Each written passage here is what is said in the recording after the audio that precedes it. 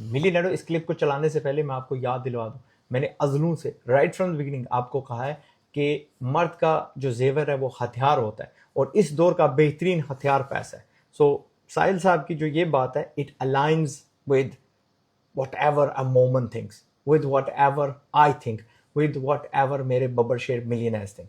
ذرا سنیے گا. تمہارے اوپر فرض ہے کہ تم ساری طاقت اپنے پاس لے کے آؤ، یہ قرآن کی آیت ہے.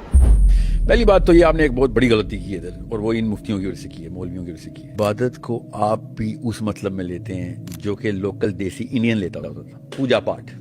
اسلام پوجا پاٹ نہیں ہے. اسلام طاقت میں آنے کا، حکمرانی اپنے پاس رکھ کے امر بالمعروف والنہی عن المنکر کرنے کا نام ہے. صلاۃ کا حکم نہیں ہے قرآن میں، اقاموا الصلاۃ کا حکم ہے. زکوٰۃ کا حکم نہیں ہے، اقاموا الزکوٰۃ کا حکم ہے. بھیا اقاموا الزکوٰۃ کیسے کرائیں گے جب پاور ہی میرے ہاتھ میں نہیں ہے؟ اقاموا الصلاۃ کیسے کراؤں؟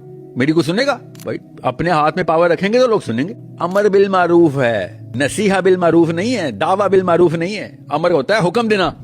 تو قرآن نے تو پہلے ہی یہ پری سپوزیشن رکھی ہوئی ہے، طاقت میں نہیں آؤ گے تو کتاب تمہاری ہے ہی نہیں. قرآن کا کوئی حکم نہیں پورا کر سکتے اگر تم طاقت میں نہیں.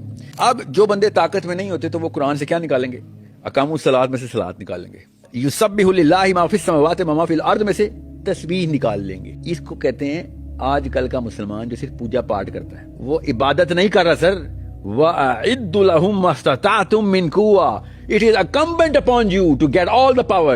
تمہارے اوپر فرض ہے کہ تم ساری طاقت اپنے پاس لے کے آؤ. یہ قرآن کی آیت ہے. آپ طاقت اپنے پاس نہیں لے کے آ رہے تو پھر یہی طاقت رہ جاتی نا. تو یہ تو قبول ہونی ہی نہیں. اللہ نے تو کہا جب طاقت بھی نہیں آئے گا تو میں تو تیری دعا ہی نہیں قبول کروں گا. تو اس سے کیا فائدہ؟ یہ تو ہم دعاؤں کے لیے کرتے ہیں نا. یہ میں اس لیے کہہ رہا ہوں قرآن عبادت وہ والی عبادت کی وہ کتاب ہے جو کہ حکمرانوں کی عبادت ہے، حکمرانی کی عبادت ہے.